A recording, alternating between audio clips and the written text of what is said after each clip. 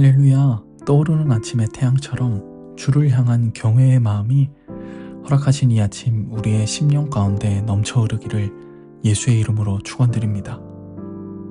주를 경외함이 성도된 우리의 힘과 능력이며 우리의 피할 산과 바위가 됩니다.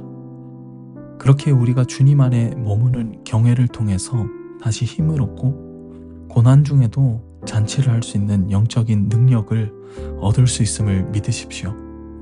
오늘 이 아침이 바로 주를 경외할 때 주어지는 힘과 능력을 깨닫는 이 하루가 되시길 축복하며 2024년 5월 30일 목요일 아침 예배 성삼위 하나님께 올려드립니다. 오늘 본문은 잠언 15장 1절에서 18절까지의 말씀입니다. 이제 함께 주님의 말씀을 받겠습니다. 유순한 대답은 분노를 쉬게 하여도 과격한 말은 노를 격동하느니라.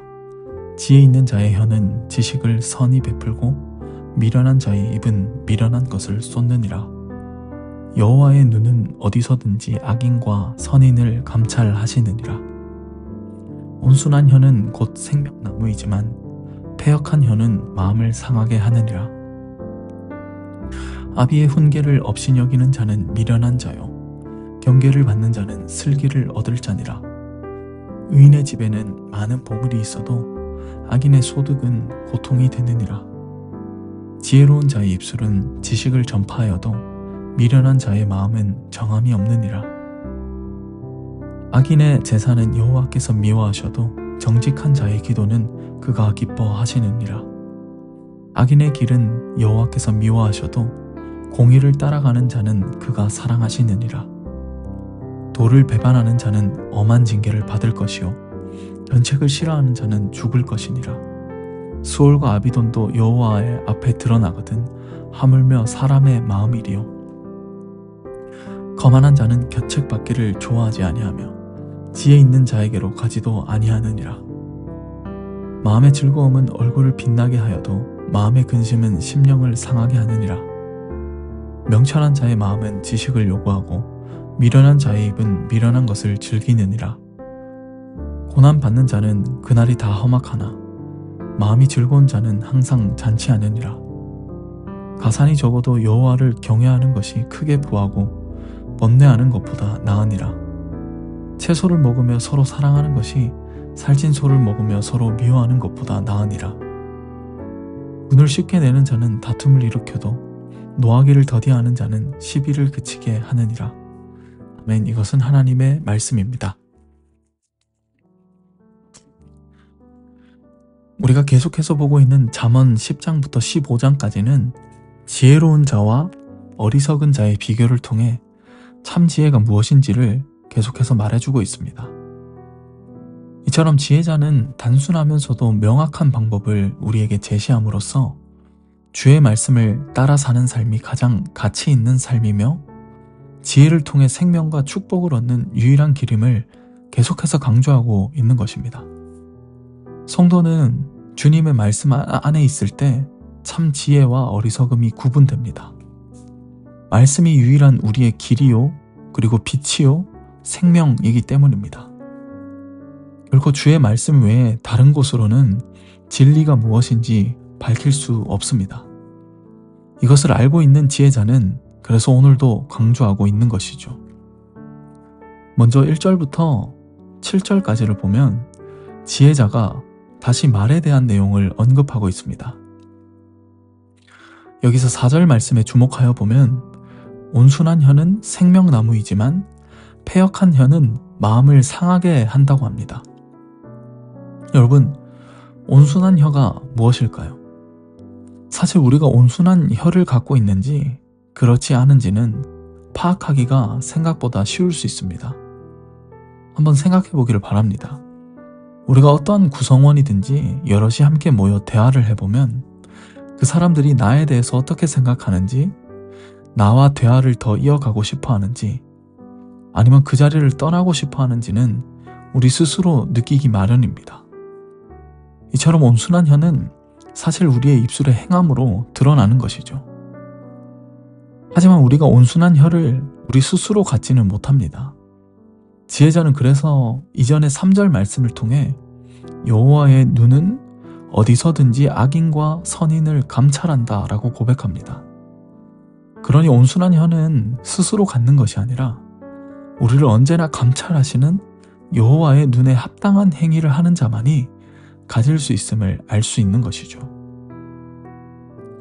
여호와의 눈에 합당한 행위는 무엇을 말하고 있는 것일까요? 바로 코람데오의 신앙입니다.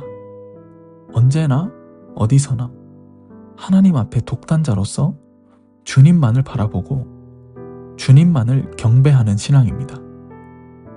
주님이 원하시고 주님이 기뻐하시는 거룩한 삶의 예배로 나아가는 자에게는 반드시 그 신앙이 행위로 드러납니다. 그런데 우리의 겉행위가 먼저 보여져도 그 중심이 주께로 향하지 않을 때는 모두가 사실 알지 않습니까?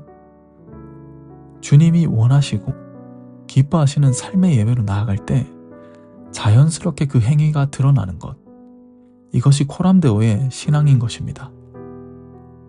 내가 언제나 어디서나 주 앞에 서 있다는 것을 늘 고백하는 삶 위에 여호와의 시선이 머무는 것이며, 그리고 주님의 성품인 온유함이 그 입술에 드러나는 것입니다.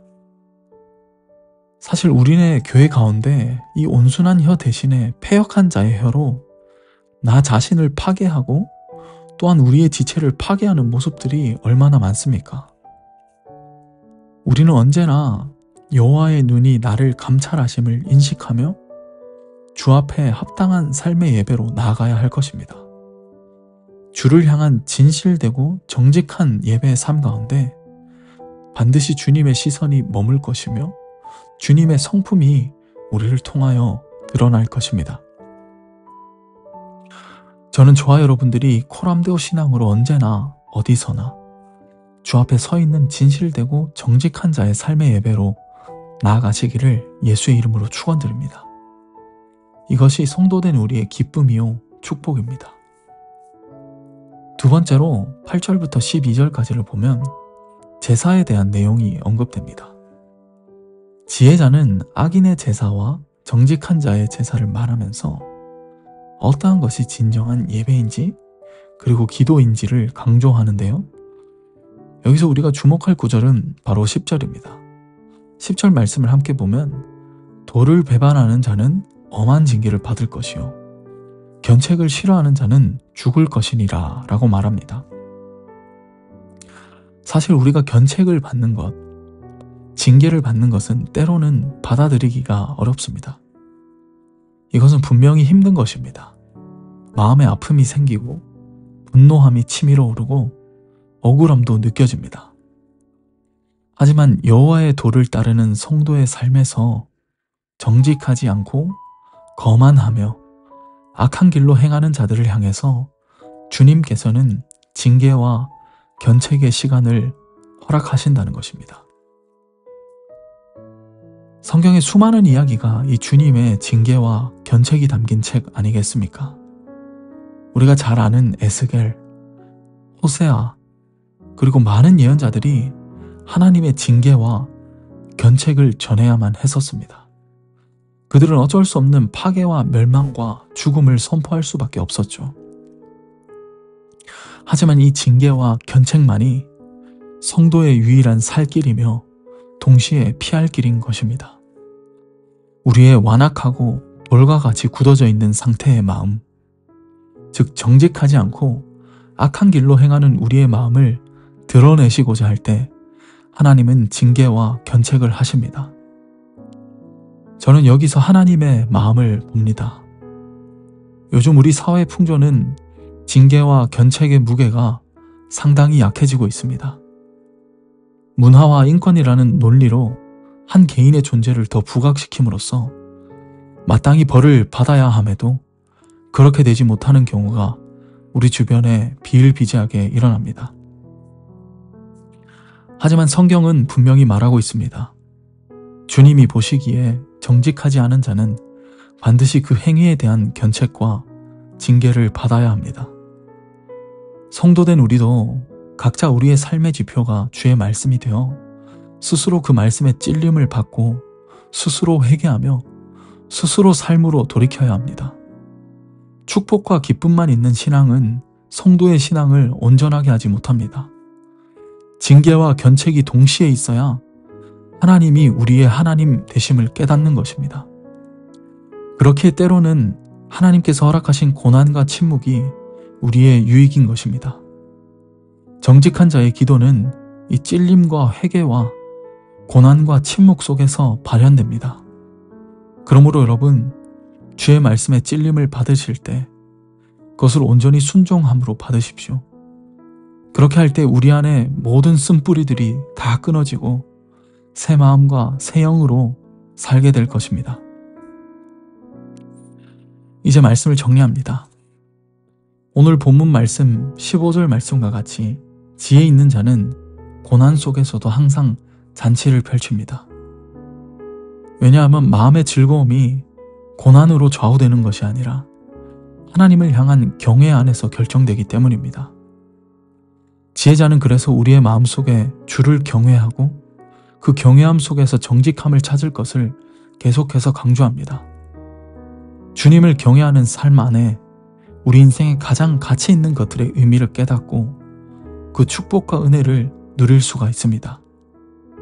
저는 저와 여러분들이 이 주님을 경외하면서 찾아오는 지혜의 놀라운 비밀과 축복을 깨달으시기를 예수의 이름으로 축원드립니다. 이것이 성도의 기쁨입니다. 오늘 주어진 이 하루가 주를 경외하며 언제나 천국의 잔치의 즐거움으로 살아가시기를 예수의 이름으로 축원드립니다. 아멘. 이제 함께 기도하겠습니다. 주님, 주님을 경외하는 것이 우리의 가장 큰 기쁨과 만족이 됩니다. 주신 이도 여호와지요 거두신 이도 여호와이시기에 오직 주님만을 찬양하고 주님으로 기뻐하기를 소망합니다. 우리의 일평생 동안 주를 향한 정직하고 겸손한 고백이 끊이지 않도록 주의 얼굴을 마주하는 삶, 주의 말씀을 내 발의 등으로 여기는 삶, 주를 경외함으로 언제나 주의 말씀의 견책과 징계를 달게 받는 삶으로 나아가게 하셔서 주님의 주 되심을 매 순간마다 목격하게 하여 주옵소서. 이 모든 간구를 예수님의 이름으로 기도드립니다. 아멘. 이제는 우리 주 예수 그리스도의 은혜와 하나님의 크신 사랑과 성령 하나님의 내주교통 충만하심이 이제로부터 영원까지 함께 계시기를 간절히 축원하옵나이다. 아멘.